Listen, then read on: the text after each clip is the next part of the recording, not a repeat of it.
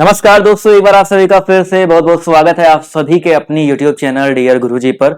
तो गाइस, जैसा कि आप सभी को पता है, बीएड रिजल्ट आप सभी का आ चुका है। उसके लिए जो अपडेट्स हैं, काउंसलिंग को लेके जो अपडेट हैं, वो मैं आपको लगातार देते हुए आ रहा हूं। और जो तैयारी आपकी चली रही है, बीएड अगर 2023 की कोई तैयारी करना चाहता है तो उसको आप मेरा चैनल सजेस्ट कर सकते हैं, क्योंकि मैंने पूरे साल में आप सभी को, ये नहीं कि मैं फरवरी से मार्च से स्टार्ट करूंगा तैयारी, आपकी तैयारी जो आपकी स्टार्ट हो जाएगी मे बी 10 तारीख तो आने वाला है, बट 15 अगस्त से आपका स्टार्ट हो जाएगा। तो सबसे पहले हम बात करेंगे भाई, अभी तक जिन लोगों का रिजल्ट नहीं निकला है, ठीक है, वैसे सबका मे भी निकल चुका है, बट अभी मेरे पास काफी सारे लोग मैसेज कर रहे हैं। देखो, मैं रिजल्ट नहीं निकाल पाऊंगा किसी का, क्योंकि मेरे पास वो अथॉरिटी नहीं है। तो आपके लिए भाई ये देखो, कुछ नंबर मैंने लिखे हैं, यूपी बीएड का नंबर है, ठीक है। ये कुछ आपके हेल्पलाइन नंबर दिए गए हैं, 9258559253। ये आपका हेल्पलाइन नंबर दिया गया है, टोल फ्री नंबर दिया गया है। अगर इन पे फोन नहीं उठता है तो आप सिंपली अपना जो रजिस्ट्रेशन आईडी, पासवर्ड या आपका जो भी है, अपना BED helpline@mjpru.ac.in पे अगर आप डाल देंगे तो जो प्रॉब्लम आपको हो, यहाँ से सोल्यूशन आपको 100% जो है मिल जाएगा। कई सालों का मैंने खुद जो है निकलवाया है इसके मदद से, तो मैं सबका नहीं कर सकता हूँ भाई, अकेले क्या क्या करूँ। तो आप लोग खुद तो इतना कर सकते हैं, इसका मे बी आप स्क्रीनशॉट ले लो, या आप भी बीएड की वेबसाइट पे जाओगे तो ये सारे नंबर आपको वहां पे मिल जाएंगे, जो आपके MJPRU का जो वेबसाइट है वहां पे आपको आराम से जो है मिल जाएगा। तो चलिए, आज का ये जो वीडियो है बेसिकली किस लिए है, ठीक है। इस वीडियो में हम लोग क्या बात करने वाले हैं, तो जिसका रिजल्ट आ चुका है, पहली बात तो सबसे पहले बात करेंगे भाई, कुछ लोग अभी भी परेशान है, सर कितने नंबर तक मिल जाता है। तो नंबर मैटर नहीं करता भाई, नंबर मैटर नहीं करता है। जितने लोग नंबर नंबर नंबर कह रहे हैं, नंबर मैटर करता है, बट अगर आप नंबर मुझे भेजोगे, सर मेरा इतना नंबर आ रहा है, तो क्या मुझे मिल जाएगा? नहीं भाई, देखो सिंपल सी बात है, रैंक, ठीक है। रैंक की बात करते हैं तो रैंक मैटर करता है। तो रैंक अगर आपका कैटेगरी रैंक, एक तो कैटेगरी रैंक है, एक आपका स्टेट रैंक है, ठीक है। स्टेट रैंक और जो जनरल वाले होंगे उनको सिर्फ स्टेट रैंक ही दिख रहा होगा। तो इसके ऊपर हम बात करेंगे कि आपको गवर्नमेंट सीट मिल सकता है कि नहीं मिल सकता है। प्राइवेट सीट किसको किसको मिलेगा? अगर आपके पास आपके में एलिजिबल फॉर काउंसलिंग लिख के आ रहा है तो ये मान के चलिए आपके चांसेस हैं काउंसलिंग के लिए, वैसे सबको एलिजिबल लिख के आ रहा है, ठीक है। काउंसलिंग वो सबका करवाता है। उसके बाद क्योंकि जैसे 4 लोग हैं, 4 लाख लोग हैं, पेपर दिया था, 2 लाख कुछ सीटें हैं आपकी, तो आधे ज्यादा लोग ऐसे होते हैं जो बीएड नहीं करते हैं, छोड़ देते हैं, बस बीएड का फॉर्म भर के छोड़ दिया। अब उनका मन बदल गया, वो कुछ लोग कहेंगे सर हम बीटीसी कर लेंगे, कुछ लोग कहेंगे हम ये कर लेंगे। तो इस वजह से जो सीटें होती हैं, जितने लोग फॉर्म भरे होते हैं, जितने लोग मतलब चाहते हैं कि हमको कुछ ना कुछ मिल जाए, तो उनका ऑब्वियस सी बात है हो जाता है प्राइवेट या गवर्नमेंट। गवर्नमेंट तो मिलने के चांसेस मैं आपको बताऊंगा कब कब रहता है, बट हाँ प्राइवेट हो जाता है। तो जो लोग परेशान है ना, मेरे इतने नंबर आ रहे हैं, तो जान लो आज इस वीडियो के बाद, आई होप आप लोग को जानने की जरूरत नहीं पड़ेगी। तो अगर आपका रैंक, ठीक है, रैंक अगर आपका, ठीक है, स्टेट रैंक की नहीं बात करूं पहले हम, हाँ स्टेट रैंक की बात करेंगे, पहले स्टेट रैंक की बात करेंगे।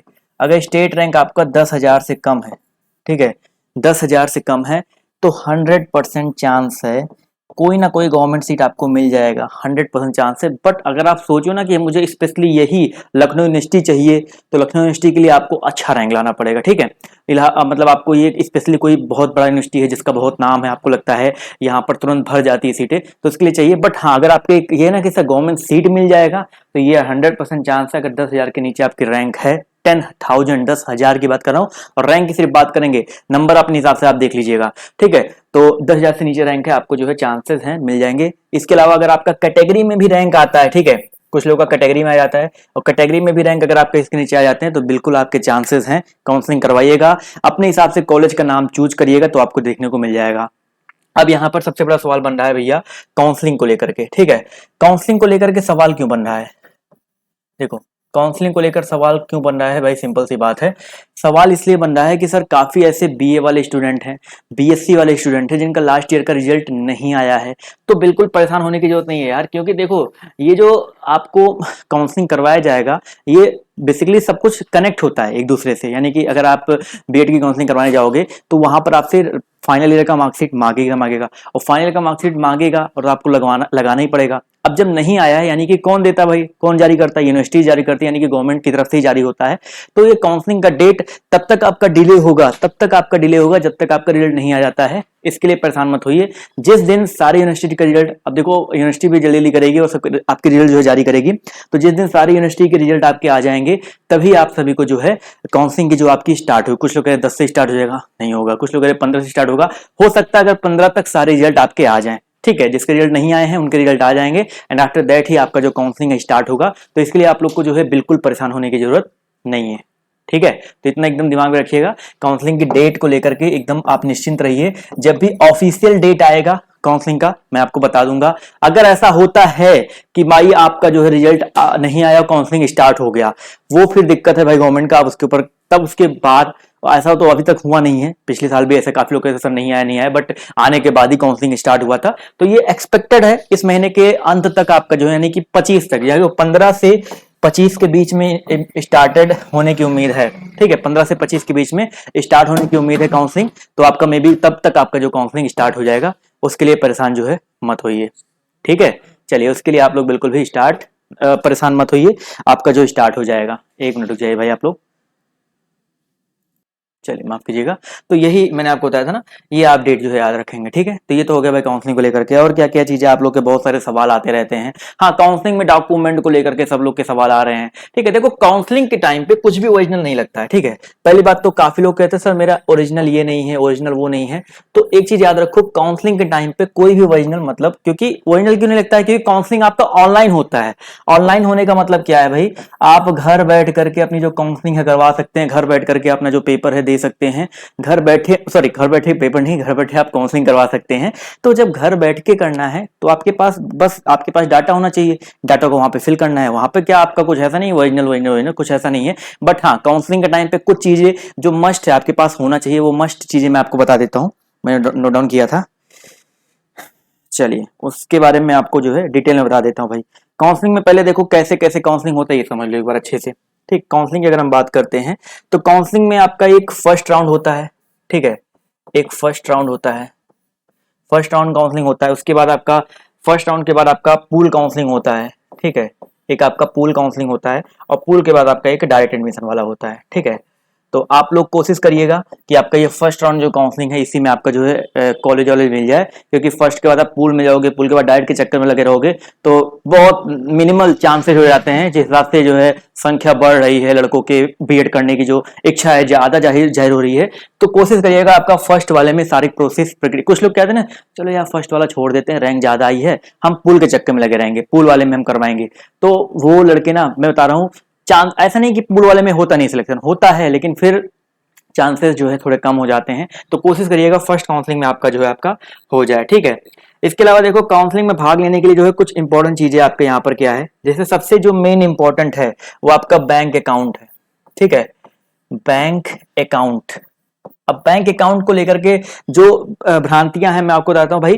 बैंक अकाउंट किसका होना चाहिए, अगर आप चाहते हैं कि काउंसलिंग में जो आपकी फीस लगती है 5,000 रुपए फीस लगती है, एडवांस फीस 750 रुपए आपके लगता है, क्या 750 रुपए आपका काउंसलिंग फीस लगता है, तो उसके लिए आप चाहते हो कि आपको वापस आए, तो उसके लिए कौन सी आपकी जो है वो होनी चाहिए। आवाज नहीं आ रही है, आ रही, अभी आवाज आ रही है। ठीक है, तो उसके लिए आपके पास जो है क्या होना चाहिए भाई, सिंपल सी बात है, आपका जो बैंक अकाउंट है या तो आपके नाम पे होना चाहिए, क्या होना चाहिए आपका, या तो आपके नाम पे होना चाहिए, या यहाँ पर लिखा है आपके नाम पे होना चाहिए, या आपके माता या पिता। ठीक है, बस आपके माता या पिता के नाम पे होना चाहिए, भाई बहन का नहीं होता है। ठीक है, भाई का या बहन का नहीं चलेगा। ठीक है, माता या पिता के नाम पे होना चाहिए। इफ यू आर मैरिड, तो यहाँ पर ऐसा कोई दिया नहीं है कि अगर आप मैरिड हैं तो किसके नाम पे होगा, किसके नाम पे नहीं होगा, या पति के नाम पे या पत्नी के नाम पे होना चाहिए कि नहीं होना चाहिए। बट हाँ, सिंपल सी बात है, अपने नाम पे या माता या पिता के नाम पे रखवाइएगा। ठीक है, अगर आप मैरिड हैं तो मैं कोशिश करूंगा कि अपने नाम पे आप रखें तो ज्यादा बेटर रहेगा। ठीक है, इसके अलावा और क्या लग रहा है भाई, चलिए भाई, इसके अलावा अगर आपके पास कोई जनधन खाता है तो उसकी विवरण ना करें, क्योंकि क्रेडिट सीमा के कारण जो है जनधन खाते में आपका जो है फीस रिटर्न नहीं हो सकता। तो जनधन खाता नहीं होना चाहिए, कोई आपका जो है बैंक का जो है अकाउंट होना चाहिए, जो आपका जो अलग से अकाउंट आपने खुलवाया होगा। ठीक है, वैसे बैंक अकाउंट आज के समय किसके पास नहीं होगा, सबके पास रहता है। इसके अलावा आपका भाई क्या है, खाता संख्या, खाते संख्या मतलब बैंक अकाउंट है तो आपके पास खाता नंबर होना चाहिए, आईएफएससी कोड होना चाहिए। ठीक है, आपका ब्रांच कौन सा, ये सब चीजें भरी जाएंगी, तो ये सब चीजें होनी चाहिए। इसके अलावा और क्या डॉक्यूमेंट लगेगा भाई, बहुत सिंपल सिंपल डॉक्यूमेंट है भाई। इसके अलावा आप सभी को जो है बिल्कुल आपने जो आपका जो पासबुक है, पासबुक लगेगा। एक इंपॉर्टेंट चीज मैं यहाँ पर नोट मिस कर रहा हूँ, हाँ, आपको आपका जो रिजल्ट आया है, ठीक है, रिजल्ट की फोटोकॉपी होनी चाहिए। ठीक है, रिजल्ट जो आपका आया है, जो आपका रिजल्ट निकला है, ये बीएड वाला जो रिजल्ट निकल रहा है, आपके पास रिजल्ट की जो फोटोकॉपी है आपकी होनी चाहिए। रिजल्ट के अलावा आपके पास एडमिट कार्ड होना चाहिए। एडमिट कार्ड खो तो नहीं गया भाई, काफी लोग खो देते हैं भाई। एडमिट कार्ड आपके पास जो होना चाहिए, जो काउंसलिंग के टाइम पे लगेगा मैं उसकी बात कर रहा हूं, अभी एडमिशन के टाइम पे और भी कुछ लगता है उसकी बात नहीं कर रहा हूं भाई, अभी काउंसलिंग काउंसलिंग की बातें हो रही हैं। रिजल्ट होना चाहिए आपके पास, एडमिट कार्ड होना चाहिए, और इसके अलावा साथियों आपके साथ आपके पास जो है, हाँ, मार्कशीट होना चाहिए, ओरिजिनल मार्कशीट। मार्कशीट की अगर हम बात करते हैं तो ये भी अपलोड होता है, मार्कशीट आपका हाई स्कूल, इंटर और आपका ग्रेजुएशन तक का मार्कशीट आपके पास जो होना चाहिए, ठीक है। ओरिजिनल मार्कशीट का मतलब क्या है ना कि काफी लोग जैसे फाइनल ईयर का जो है प्रोविजनल लगा देते हैं, क्योंकि फाइनल का जब रिजल्ट आएगा, देखो वैसे भी फाइनल का रिजल्ट तो जिसका थर्ड ईयर होगा वो लोग तो ऑब्वियस सी बात है नहीं लगा पाएंगे, थर्ड ईयर वाले तो सिंपल सी बात है क्योंकि उनका सिर्फ मार्कशीट आता है, तो प्रोविजनल कैसे लगाएंगे। तो प्रोविजनल अगर आपका नहीं है, क्योंकि बहुत सारे लोग का नहीं होगा, तो सिंपल सा क्या होगा, उसमें लिख के आएगा कि आपका जो मार्कशीट है उसमें आप अटेस्ट करवा लो। अटेस्ट का मतलब क्या होता है कि आप जिस यूनिवर्सिटी से कर रहे हो वहां के एचओडी से जाकर के, ठीक है, अपने एचओडी से जाकर के एक सिग्नेचर और मुहर लगवा के आ जाइएगा, वो आपको करना पड़ेगा। अगर आपका रिजल्ट आता है फाइनल ईयर का, इंटरनल वाला मार्कशीट आता है, तो इंटरनल वाला मार्कशीट में आपको करवाना पड़ेगा। तो ये चीज का ध्यान रखिएगा, ये आपका लगेगा, और अगर आपका प्रोविजनल नहीं है तो आपको ये चीज करवाना पड़ेगा। और ऑब्वियस सी बात है जिसका लास्ट ईयर रिजल्ट निकल रहा है उसका प्रोविजनल नहीं होगा। इसके अलावा भाई आपका क्या है भाई, काउंसलिंग में यही सब चीजें लगेंगी, और आपकी आपकी एक दो फोटो होनी चाहिए, और आपके पास जो है बस यही सब चीजें हैं बस, और कुछ खास नहीं चाहिए, ठीक है।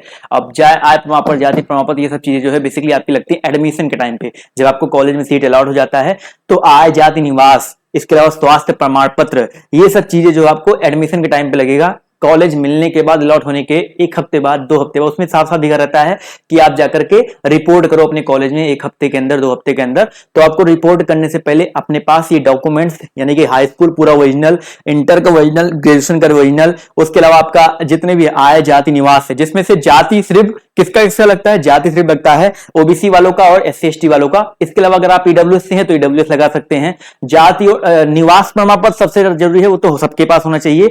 और आय प्रमाण पत्र उनके लिए होना चाहिए जिनका भैया, जिनको चाहते भैया उनकी स्कॉलरशिप आ जाए, वो लोग आय प्रमाण पत्र लगाएंगे, ठीक है। इसके अलावा स्वास्थ्य प्रमाण पत्र, वो भी एडमिशन के टाइम पे लगता है, उसके बारे में हमको डिटेल बाद में डिटेल बताएंगे। तो अभी इतना, ये admit card, result, admit card, marksheet, और इसके अलावा जो आपका बैंक अकाउंट, ठीक है, ये तो सबसे मस्ट है जो आपके काउंसलिंग के टाइम आपके पास होने चाहिए, ठीक है। तो ये रही आपकी अपडेट। अब काउंसलिंग जब भी स्टार्ट होगा तो मैं आपको पूरा प्रोसेस बताऊंगा कि घर बैठे आप काउंसलिंग कैसे कर सकते हो, घर बैठे आप चीजें कैसे कर सकते हैं। एवरीथिंग मैंने आपको यहाँ पर क्लियर करने का प्रयास किया है, फालतू का नहीं भाई कि चलो भैया कम नंबर पे हो जाएगा, ज्यादा नंबर पे हो जाएगा, उसके चक्कर मत पड़ो। जो भी रियल चीज है, जो रियल अपडेट है, वो मैं आपको देने का प्रयास करता रहूंगा। तो आज का ये वीडियो आप सभी को कैसा लगा कमेंट करके बताइएगा, और वीडियो को ज्यादा शेयर कर दिया करो, शेयर नहीं कर तो बहुत अच्छा नहीं लगता भाई, प्लीज ज्यादा वीडियो को शेयर कर दिया करो, जिससे और भी लोग के पास जो है ये जानकारी पहुंच सके। तो धन्यवाद आप सभी का इस सेशन में जुड़ने के लिए। आप सभी को इस सेशन में क्या चीज अच्छी लगी, क्या चीज आपको नहीं समझ में आई, कमेंट बॉक्स में जरूर डालिएगा, और क्या चीजें आपकी और डाउट है कमेंट बॉक्स में डालने का प्रयास कीजिएगा, ठीक। धन्यवाद।